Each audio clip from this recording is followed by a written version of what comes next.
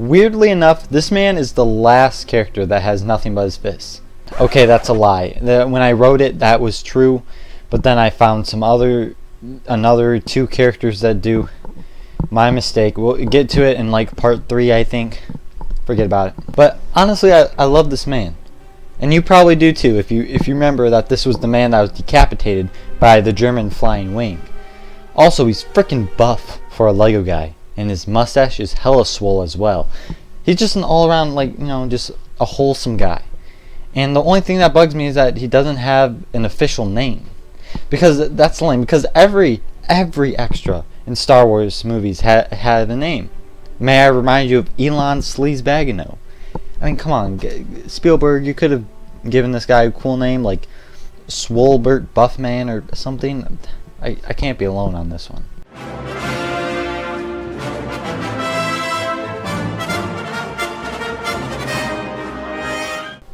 Now, this is the first time we're coming across an actual game mechanic that characters possess, the fixing ability. Basically, how this mechanic works is if there's blue bricks that are shooting sparks, you use a character with a wrench, or if a wrench is nearby, you can pick it up and you fix it. The first mate here, this guy, he has the wrench. Out of all the wrench characters, he is the worst just because he doesn't have a name. This is another instance of me asking the question of, what's the point of this guy being here? I mean, he doesn't have a name, so it makes no sense. But you might also ask, why is the wrench the quote-unquote worst mechanic? Well, it's because the wrench is terrible for fighting enemies and destroying bricks and stuff. The animation is slow and not that effective. Honestly, fists are better than wrenches when it comes to fighting. Wrenches are only above fists because they have a thing that you need to do with them.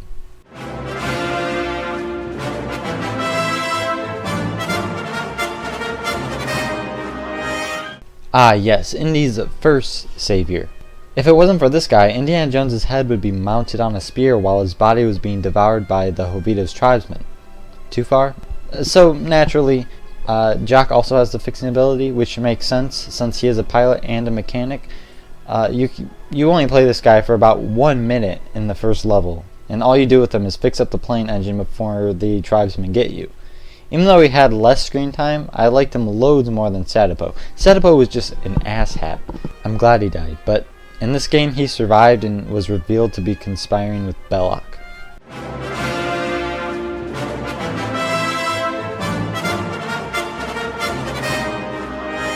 The last character to have the wrench ability, Captain KATANGA. Why is he the best fixer-upper? Well, he's actually of rank. He's a gosh darn captain. Jock can't be that. Hell, I doubt Jock is even his real name.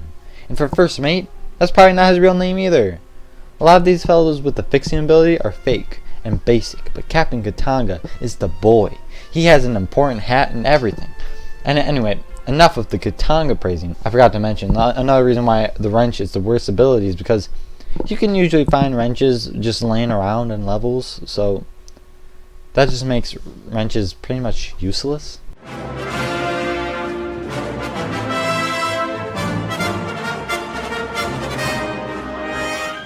This is the first instance of a character with the excavate ability, also known as a frickin' shovel. Don't get me wrong, I love the shovel. They're needed to complete quite a few levels, and they're excellent with fighting enemies, although they suffer the same problem with the wrench characters. Shovels are frequently found in many levels just lying around, but in the few levels where shovels are not present, these dudes are handy when uncovering some artifacts and other goodies. The Bandit is the worst excavator because he has no real name. No one cared as much about this guy. However, they did care enough for my boy Spaghetti Rook. Remember this doofus?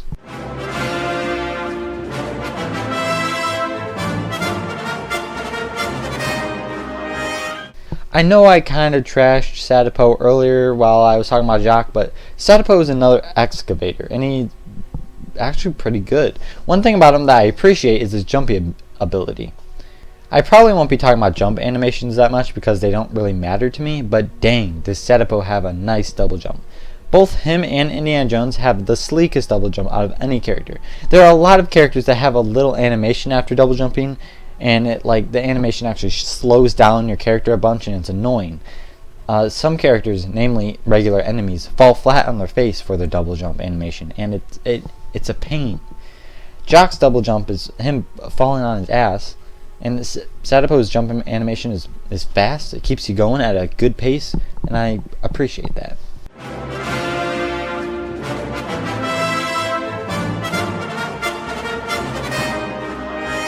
SALLAH here, unlike SATIPO, is my boy. I know Captain KATANGA is also my boy. I have a lot of boys, but I love this dude.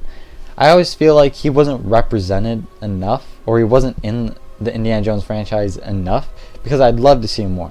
This variant of SALLAH showed up in Raiders of the Lost Ark, and I like this version in addition to a second variant.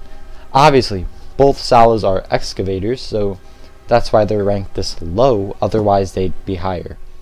But anyway, for the sake of stretching time, did you know that this man who played SALLAH, John Rhys Davies, also played Gimli in Lord of the Rings? I never really realized that until recently. I'm a big fan of both franchises, so that's some pretty cool stuff.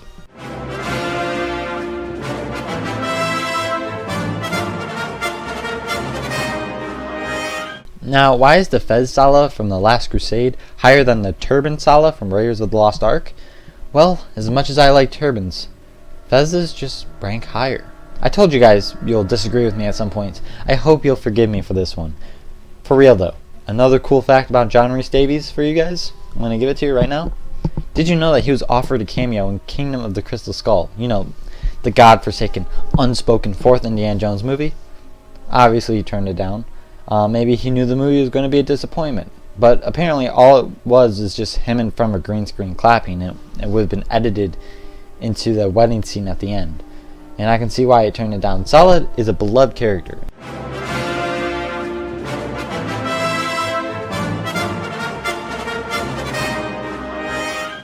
Ah yes, the HOVITOS tribesmen.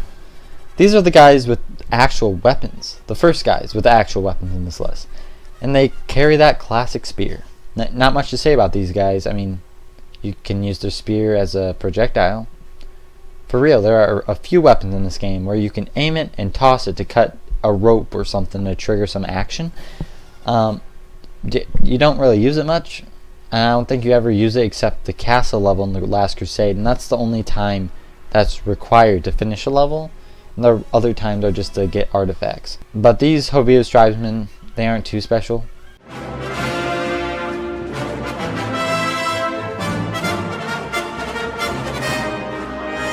These guys are exactly like the HOVITOS tribesmen, except they have cool turbans. Y'all already know how I feel about turbans, so I won't repeat things I already said, but turbans should be accepted in everyday garb, if you ask me.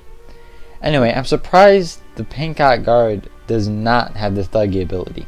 For those who don't know what that means, well, just you wait, fellas. I like keeping you all in suspense, ignoring the fact that you could just look it up in a new tab right now without even pausing the video.